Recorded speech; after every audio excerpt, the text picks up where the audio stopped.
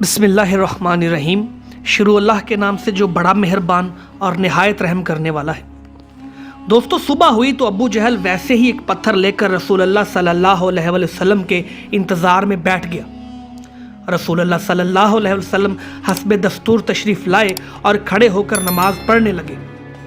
قریش بھی اپنی اپنی مجلسوں میں آ چکے تھے اور ابو جہل کی کارروائی دیکھنے کے منتظر تھے۔ جب رسول اللہ صلی اللہ علیہ وسلم سجدے میں تشریف لے گئے تو ابو جہل نے پتھر اٹھایا، پھر آپ صلی اللہ علیہ وسلم کی جانب بڑھا، لیکن جب قریب پہنچا تو شکست خوردہ حالت میں واپس بھاگا۔ اس کا رنگ فک تھا اور وہ اس قدر مرعوب تھا کہ اس کے دونوں ہاتھ پتھر پر چپک کر رہ گئے تھے۔ وہ بمشکل ہاتھ سے پتھر پھینک سکا۔ ادھر قریش کے کچھ لوگ اٹھ کر اس کے پاس آئے اور کہنے لگے، ابو الحکم، تمہیں کیا ہو گیا ہے؟ اس نے کہا، میں نے رات جو بات کہی تھی وہی کرنے جا رہا تھا، لیکن جب اس کے قریب پہنچا تو ایک اونٹ آڑے آ گیا۔ بخدا میں نے کبھی کسی اونٹ کی ویسی کھوپڑی، ویسی گردن اور ویسے دانت دیکھے ہی نہیں۔ وہ مجھے کھا جانا چاہتا تھا۔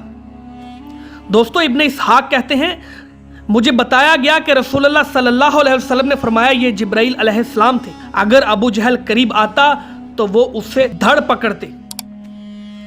اس کے بعد ابو جہل نے رسول اللہ صلی اللہ علیہ وسلم کے خلاف ایک ایسی حرکت کی جو حضرت حمزہ رضی اللہ تعالیٰ عنہ کے اسلام لانے کا سبب بن گئی، جس کی تفصیل کا ذکر ہم آگے کر رہے ہیں۔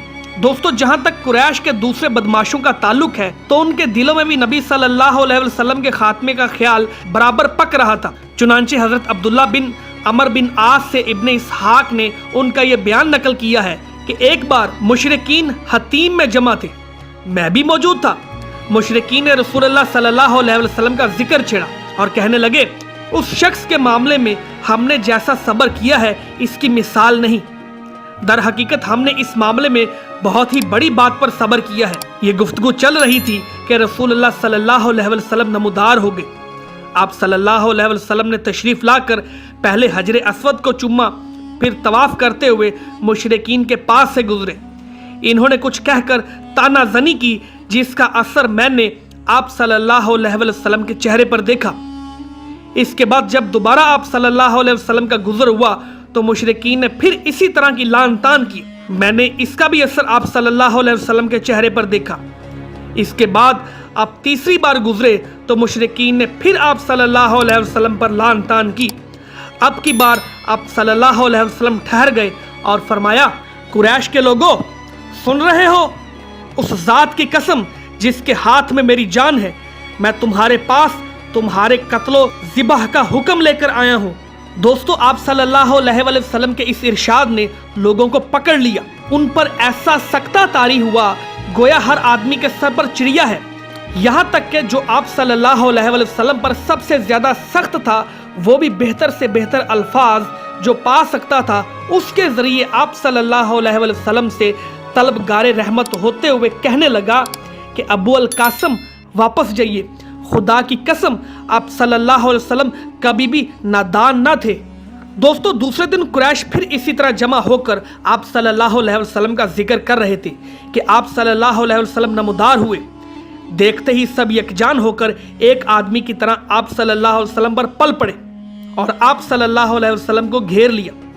پھر میں نے ایک آدمی کو دیکھا کہ اس نے گلے کے پاس سے آپ صلی اللہ علیہ وسلم کی چادر پکڑ لی اور بل دینے لگا۔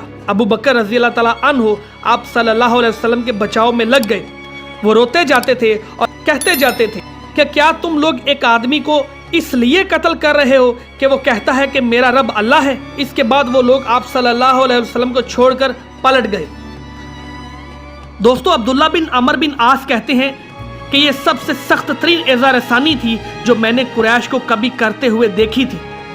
دوستو، صحیح بخاری میں حضرت عروہ بن زبیر رضی اللہ تعالیٰ عنہ سے ان کا بیان مروی ہے کہ میں نے عبداللہ بن عمر بن عاص رضی اللہ تعالیٰ عنہما سے سوال کیا کہ مشرکین نے نبی صلی اللہ علیہ وسلم کے ساتھ جو سب سے سخت ترین بدسلوکی کی تھی، آپ مجھے اس کی تفصیل بتائیے۔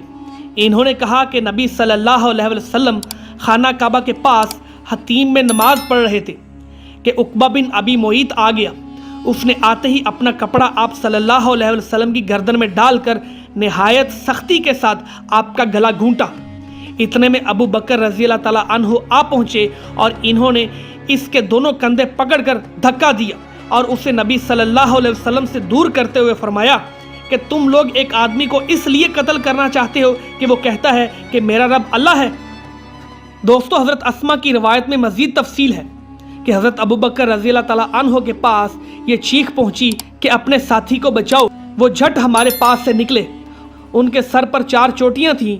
वो ये कहते हुए गए कि तुम लोग एक आदमी को महज इसलिए कत्ल करना चाहते हो कि वो कहता है कि मेरा रब अल्लाह है। मुशरिकीन नबी सल्लल्लाहु अलैहि वसल्लम को छोड़कर अबू बकर पर पल पड़े। वो वापस आए तो हालत ये थी कि हम उनकी चोटियों के जो बाल भी छूते थे वो हमारी चुटकी के साथ चला आता था।